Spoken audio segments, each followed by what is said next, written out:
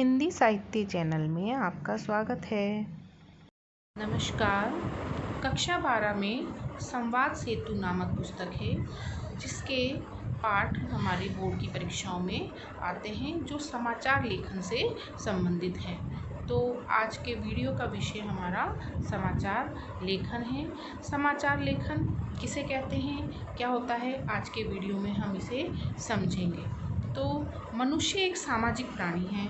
वह जिस समूह, जिस समाज या जिस वातावरण में रहता है वह उसमें घटी हुई घटनाओं की जानकारी प्राप्त करना चाहता है क्योंकि वह जिज्ञासु होता है। मनुष्य का स्वभाव क्या होती है? जिज्ञासा होती है। जिज्ञासा की प्रवृत्ति होती है, वह अपने आसपास घटित घटनाओं की जानकारी प्राप्त करना चाहता है।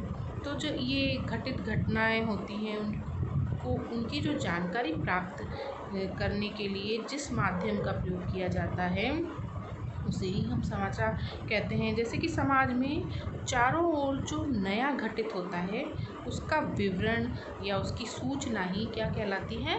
समाचार है। अब समाचार लेखन किस तरह किया जाता है? समाचार को लिखते समय किन बातों का ध्यान रखा जाता है वो समाचार लेखन के अंतर्गत आता है। समाचार एक तथ्यात्मक सूचना है। तथ्यों पर आधारित सूचना होनी चाहिए जो बिल्कुल सत्य हो, वो समाचार लेखन के अंतर्गत आती है। समाचार लेखन विभिन्न माध्यमों के लिए किया जाता है जिसके 3 माध्यम हैं: मुद्रित माध्यम, इलेक्ट्रॉनिक माध्यम और नव माध्यम। मुद्रित माध्यम को प्रिंट मीडिया कहा जाता है। मुद्रित माध्यम एक बहुत ही पुराना माध्यम है।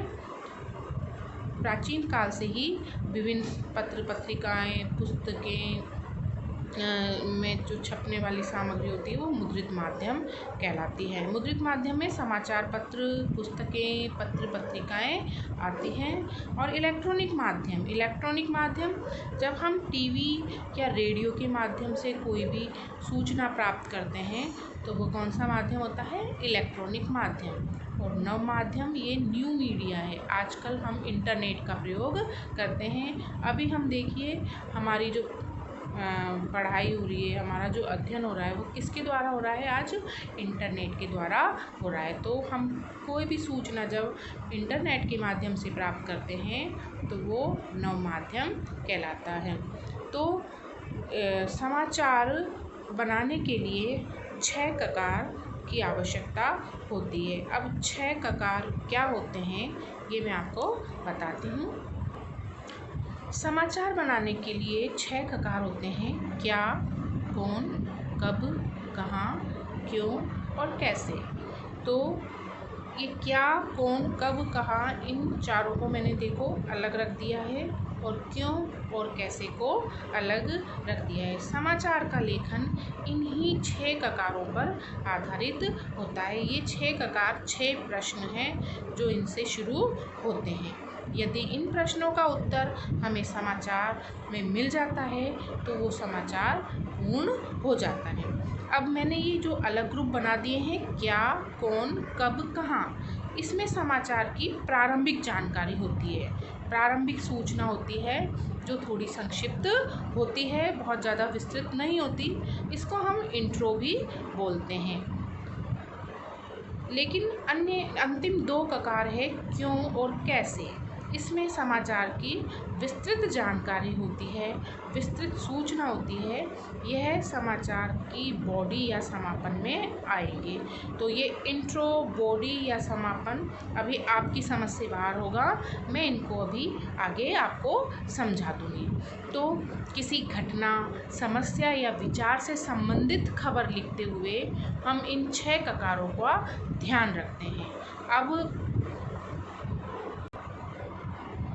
अब हमारे जो प्रथम 4 ककार हैं, क्या, कौन, कब और कहाँ, ये प्रथम 4 ककार क्या, कौन, कब, कहाँ अच्छे से याद कर लेना बच्चों। ये सूचनात्मक व तथ्यात्मक होते हैं। इनसे केवल हमें सूचना प्राप्त होती है कि कोई भी घटना थी तब क्या हुआ, किसके साथ हुई अर्थात कौन था वहाँ पर, कब हुई और कहाँ हुई। तो ये सूचनात्मक और तथ्यात्मक होते हैं। जबकि अंतिम दो ककार कौन से हैं, क्यों और कैसे, ये विवरणात्मक, व्याख्यात्मक व विश्लेषणात्मक होते हैं। अर्थात इसमें घटना का पूर्ण विवरण होता है, उसके कारण दिए जाते हैं और क्यों हुई, कैसे हुई कोई भी घटना, उसके बारे में विस्तृत जानकारी दी जाती है। उस घटना का विश्लेषण भी किया जाता है कि उस घटना के पीछे होने के कारण क्या कारण रहे होंगे। तो इन्हीं 6 सवालों के उत्तर से घटना का हर पक्ष हमारे सामने आ जाता है। तो 6 ककार क्या, कौन, कब, कहाँ, क्यों और कैसे, इन्हीं में पूरा समाचार सम्मिलित होता है। हम इसको एक उदाहरण के द्वारा समझ सकते हैं। जैसे कि किसी समाचार पत्र में ये समाचार छपा था, 23 अगस्त को देश भर में 1 लाख केंद्रों पर नव साक्षरों की परीक्षा होगी, जिसमें 1 करोड़ से ज़्यादा लोगों के बैठने की संभावना है। तो देश में होगी दुनिया की सबसे बड़ी परीक्षा। तो यहाँ पर हम 6 ककारों को ढूंढेंगे।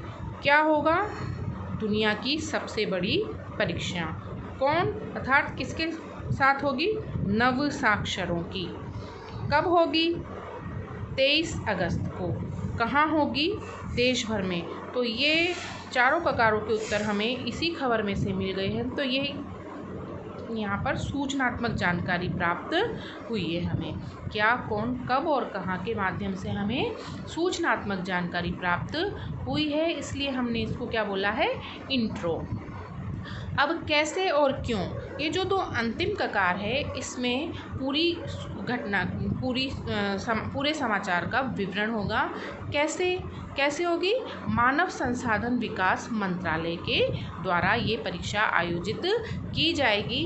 क्यों होगी, क्योंकि इस परीक्षा का उद्देश्य क्या है, अधिकाधिक लोगों को साक्षर बनाना। तो ऐसे ही हम समाचार पत्र में अन्य समाचारों को भी देखकर उसको उदाहरण के रूप में देखेंगे और समझेंगे कि उसमें हमें इन 6 ककारों के प्रश्नों के उत्तर मिलते हैं या नहीं। समाचार लेखन की विशेष शैली। समाचार लेखन की विशेष शैली है उल्टा पिरामिड शैली। इससे संबंधित ये प्रश्न कई बार परीक्षाओं में आता है और 6 ककारों से संबंधित प्रश्न भी परीक्षाओं में आता है, इसलिए मैंने ये दोनों टॉपिक लिए हैं। तो अखबारों में प्रकाशित समाचार एक विशेष शैली में लिखे जाते हैं। इन समाचारों में किसी भी घटना के सबसे महत्वपूर्ण तथ्य या सूचना को पहले लिखा जाता है। अर्थात समाचार में सबसे पहले क्या होता है कि जो सबसे महत्वपूर्ण सूचना होती है उसे हम सबसे पहले लिखते हैं और उसके अगले पैराग्राफ में उससे कम महत्वपूर्ण सूचना की जानकारी दी जाती है। तो फिर क्या होता है, सूचनाओं को महत्व के अनुसार घटते हुए क्रम में लिखा जाता है।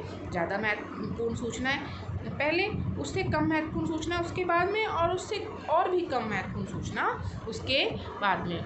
तो समाचार की इस विशेष शैली को हम क्या बोलते हैं, उल्टा पिरामिड शैली बोलते हैं। इसको हम एक चित्र के माध्यम से भी समझा सकते हैं। ये हमने उल्टा पिरामिड बना दिया है क्योंकि सीधा पिरामिड ऐसे होता है। तो उल्टा पिरामिड को फिर हमने 3 भागों में बांट दिया है। इंट्रो, मुखड़ा, अर्थात समाचार की जो महत्वपूर्ण सूचना होती है, सूचनात्मक होती है, वो इंट्रो में आती है।